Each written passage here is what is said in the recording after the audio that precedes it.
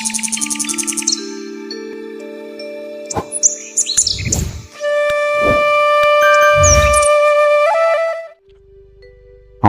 এই কাগজ ফুল গাছের একটা খুব জেনারেল প্রবলেম আমরা লক্ষ্য করি ঠিক ফুল হয়ে যাওয়ার পরে, মানে ফুল ফুটে গেছে তারপরে ঠিক এই সময়টাতে।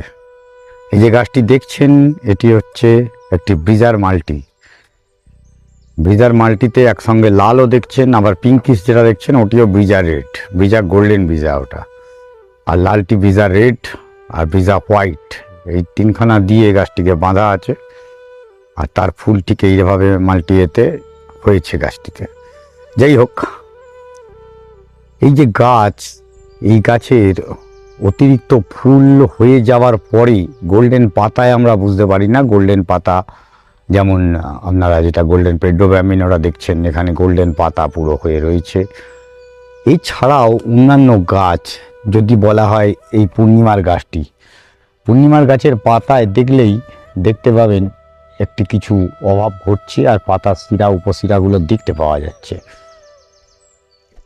এটি দু ধরনের জিনিস দেখা যায়, একটা মার্বেল স্টাইলের হয়, আর একটি দেখা যায় গাছের শিরাগুলো নর্মাল। এই দুখানাই ক্লোরোসিস। আর এই ক্লোরোসিসকে বন্ধ করতে গেলে অনেকগুলো ব্যাপার লক্ষ্য করা যায়। এই যে গাছের পাতাটি দেখছেন, দেখুন এখানে ক্লোরোসিস হয়েছে। আর ক্লোরোসিস হওয়ার মূল কারণ থাকে গাছের মাটি, যে মাটি হোক বা যে মিডিয়াতে করছেন, সেই মিডিয়ার জল ড্রেনেজের ব্যবস্থা কতখানি ভালো তার উপর ডিপেন্ড করে। কারণ যত ভালো গাছের ড্রেনেজ হবে তত বেশি ক্লোরোসিস হওয়ার চান্সেস থাকে। যদি বলি কেন ক্লোরোসিসের মেন কারণ থাকে কিন্তু আয়রনের ডেফিসিয়েন্সির জন্য ক্লোরোসিস হয়। আরেকটি ব্যাপার থেকে যায় ম্যাগনেসিয়ামের জন্যও কিন্তু ক্লোরোসিস হতে পারে।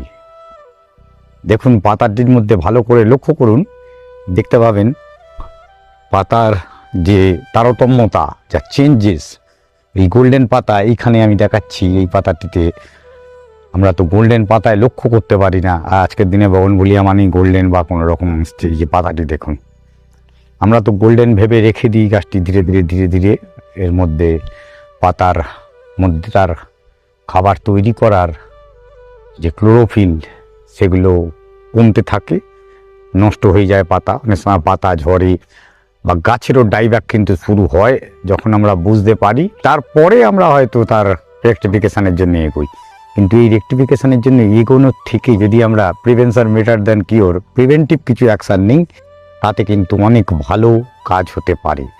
আর সেটি হতে পারে আমাদের সেই মাইক্রোনিউট্রিয়েন্ট যেটা বলি আমরা নর্মালি ইউজ করি, যেখানে মাইক্রোনিউট্রিয়েন্টের সমস্ত গুণগত মান বজায় থাকে। তার মধ্যে আয়রন, কপার, আপনার ম্যাঙ্গানিজ, বোরন, জিঙ্ক, মলিবডেনাম, এই সমস্ত মিশিয়ে মাইক্রোনিউট্রিয়েন্ট আমরা গাছে দিই এবং তাতে করে এই ক্লোরোসিসের রোধ করা যায়। এছাড়াও ক্লোরোসিস রোধ করার জন্য আরও একটি, অতগুলো না দিয়েও আরও একটি জিনিস দিলে আমাদের গাছ কিন্তু ভালো থাকতে পারে, আর সেটি হচ্ছে ফেরোম্যাক।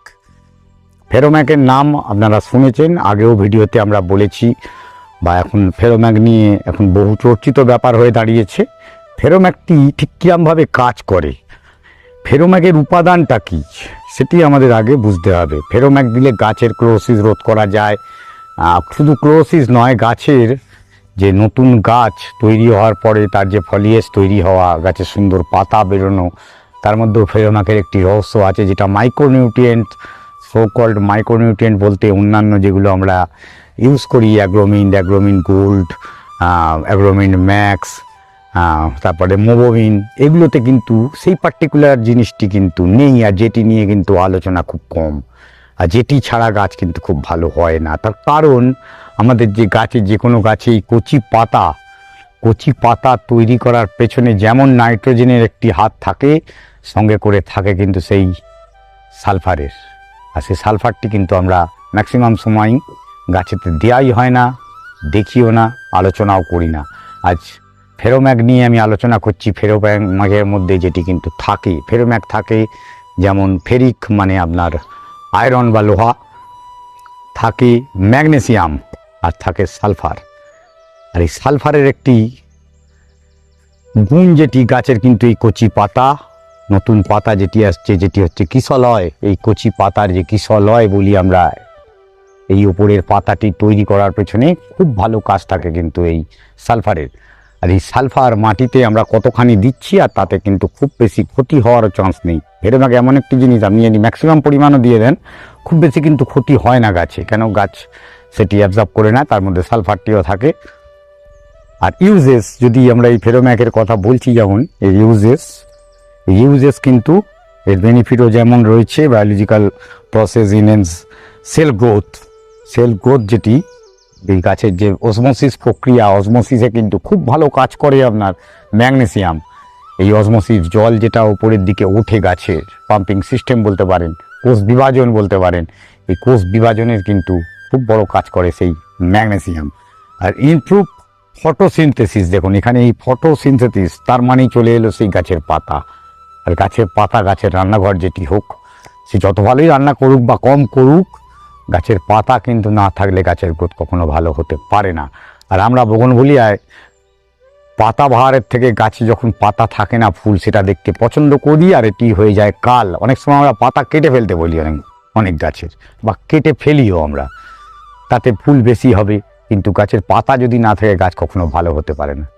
চলে আসি আমি অ্যাপ্লিকেশানের ব্যাপারে।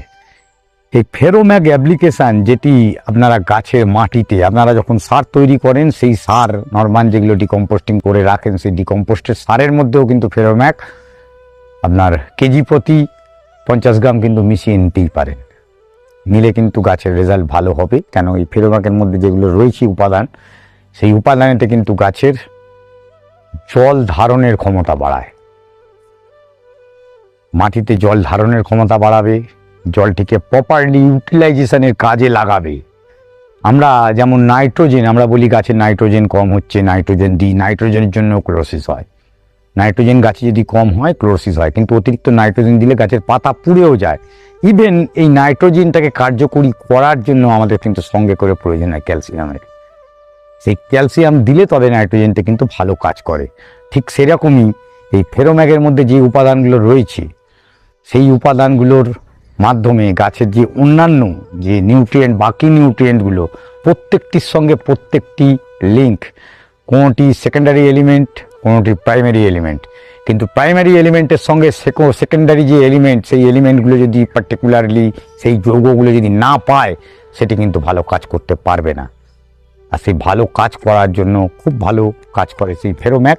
এটি অন্য নামেও আছে, এখানে আমি এই নামটি জানি, সেটা ফেরোম্যাক। ফেরোম্যাকের মধ্যে এই সালফার, আয়রন, ম্যাগনেসিয়াম এই জিনিসগুলো আছে।